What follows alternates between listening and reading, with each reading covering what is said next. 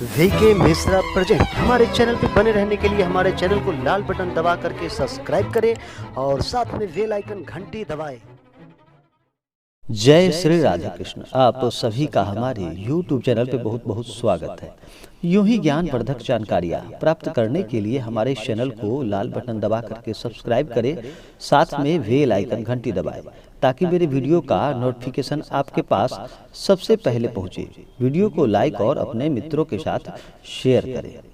आज मैं आपको कार्तिक माह के शुक्ल पक्ष में पड़ने वाली एकादशी, जिसे कि देव उठनी एकादशी, देव उत्थान एकादशी और देव उठनी 11 या प्रबोधनी एकादशी के नाम से जाना जाता है। तो आइए जानते हैं देव उठनी एकादशी के व्रत, पूजन और शुभ मुहूर्त के बारे में। कार्तिक माह के शुक्ल पक्ष में पड़ने वाली एकादशी को देव उठनी एकादशी कहा जाता है। एक वर्ष में कुल मिलाकर के 24 एकादशी का व्रत होता है। अगर अधिक मास हो तो वह मिलकर के 26 हो जाती है। कार्तिक माह के शुक्ल पक्ष की एकादशी का बड़ा ही महत्व माना गया है। इस दिन भगवान विष्णु योग निद्रा से, चातुर्मास में जब योग निद्रा में जाते हैं तो योग निद्रा से जागृत होते हैं और राजा बलि के राज्य से चतुर्मास का विश्राम पूरा कर वैकुंठ लौटते हैं और अपना कार्यभार संभालते हैं। देव उठनी एकादशी के दिन भगवान विष्णु का शालिग्राम के रूप में तुलसी से विवाह संपन्न किया जाता है। जो भी भक्त सच्ची श्रद्धा, सच्ची भावना के साथ देव उठनी एकादशी के दिन माता लक्ष्मी, भगवान विष्णु का पूजन करते हैं तथा शालिग्राम और तुलसी माता का पूजन करते हैं, उनके सारे दुख और कष्ट दूर हो जाते हैं। माता लक्ष्मी, भगवान विष्णु अपना कृपा दृष्टि सदैव बनाए रखते हैं। एकादशी का व्रत करने से मनुष्य के सारे पाप और ताप नष्ट हो जाते हैं। यह एकादशी का व्रत अनंत पुण्यों को प्रदान करने वाला है।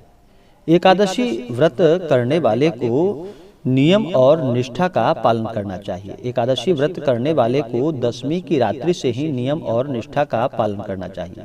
दशमी की रात्रि में सात्विक भोजन ग्रहण करे और भगवान विष्णु, माता लक्ष्मी का स्मरण करते हुए सोना चाहिए।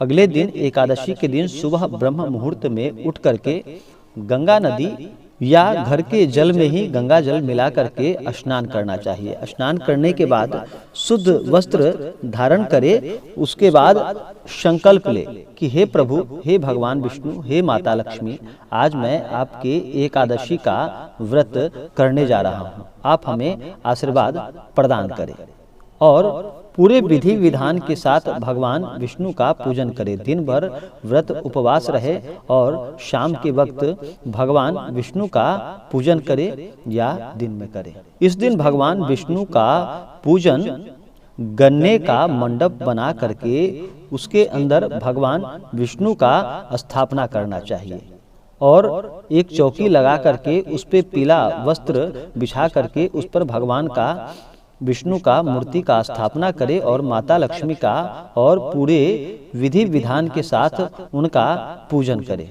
भगवान विष्णु का पूजन करने के लिए भगवान विष्णु को मंडप में बिठाने के बाद उनको सबसे पहले जल से उनका अभिषेक करे, फिर पंचामृत से अभिषेक करे, फिर शुद्ध जल से उनका अभिषेक करे। उसके बाद भगवान को वस्त्र चढ़ाए। उसके बाद भगवान को वस्त्र चढ़ाए। वस्त्र चढ़ाने के बाद आचमन कराए।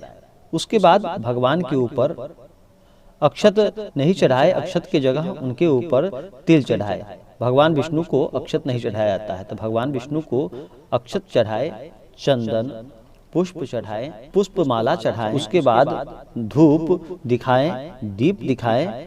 इसके बाद अनेक प्रकार के भगवान को नैवेद्य अर्पण करें।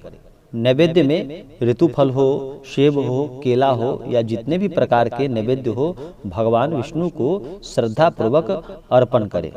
उसके बाद दक्षिणा दे। दक्षिणा देने के बाद भगवान का पुष्पांजलि करे। इसी प्रकार से माता लक्ष्मी का पूजन करे। माता लक्ष्मी के पूजन में माता लक्ष्मी को उनका जल से अभिषेक करे, फिर माता को वस्त्र प्रदान करे। वस्त्र के बाद माता को अक्षत, चंदन, फूल चढ़ाएं, पुष्पमाला चढ़ाएं, उसके बाद धूप और दीप दिखाएं।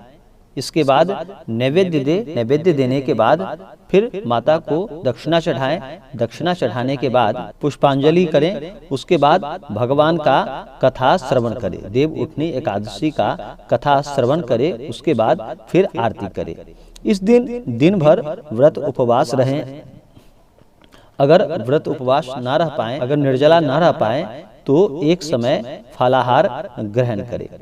रात्रि में जागरण करें। उसके अगले दिन होकर के मुहूर्त के अनुसार व्रत का पारण करें। एकादशी व्रत करने वाले को इस दिन नियम और निष्ठा का पालन करना चाहिए। एकादशी व्रत करने वाले को इस दिन बिल्कुल ही क्रोध नहीं करना चाहिए। एकादशी के दिन घर में कोई भी चावल ना खाए तो यह बहुत ही लाभकारी होगा। एकादशी के दिन चावल का प्रयोग बिल्कुल ही नहीं करना चाहिए। घर में लहसुन, प्याज आदि का भी प्रयोग कोई ना करे। फलाहार करे तो यह बहुत ही लाभकारी होगा। महिलाओं का सम्मान करे, बड़े बुजुर्गों का सम्मान करे, बच्चों को प्यार दुलार करे, ब्राह्मणों को दान दक्षिणा दे, गरीबों को भोजन कराए और उन्हें अन्न वस्त्र आदि प्रदान करे तो इससे अनंत पुण्य फलों की प्राप्ति होगी। तो आइए जानते हैं देव उठनी एकादशी के शुभ मुहूर्त के बारे में। देव उठनी एकादशी तिथि प्रारंभ समय 25 नवंबर 2020 सुबह 4:42 और एकादशी तिथि की समाप्ति 26 नवंबर 2020 सुबह 5:12 और एकादशी व्रत का पारण किया जाएगा 26 नवंबर 2020 सुबह 6:45 से सुबह 9:45 पे व्रत का पारण किया जाएगा। जो भी भक्त सच्ची श्रद्धा और विश्वास के साथ इस व्रत को करते हैं तो भगवान विष्णु उनके सारे पापों को नष्ट कर देते हैं। जब पाप व्यक्ति का नष्ट होता है तो पुण्य उदित होता है। पुण्य उदित होने के बाद मनुष्य को सभी प्रकार के सुख और समृद्धि की प्राप्ति होती है। देव उठनी एकादशी के दिन भगवान सत्यनारायण का पूजन किया जाता है और उनका कथा श्रवण किया जाता है। इससे अनंत पुण्य फलों की प्राप्ति होती है। तो यह जानकारी आपको कैसा लगा हमें कमेंट करके जरूर बताएं। हमारे इस चैनल पे अगर आप नए हो तो हमारे इस चैनल को लाल बटन दबा करके सब्सक्राइब करें, साथ में बेल आइकन घंटी दबाएं। वीडियो को लाइक और अपने मित्रों के साथ शेयर करें। सुखी रहें और स्वस्थ रहें। जय श्री राधे कृष्ण। धन्यवाद।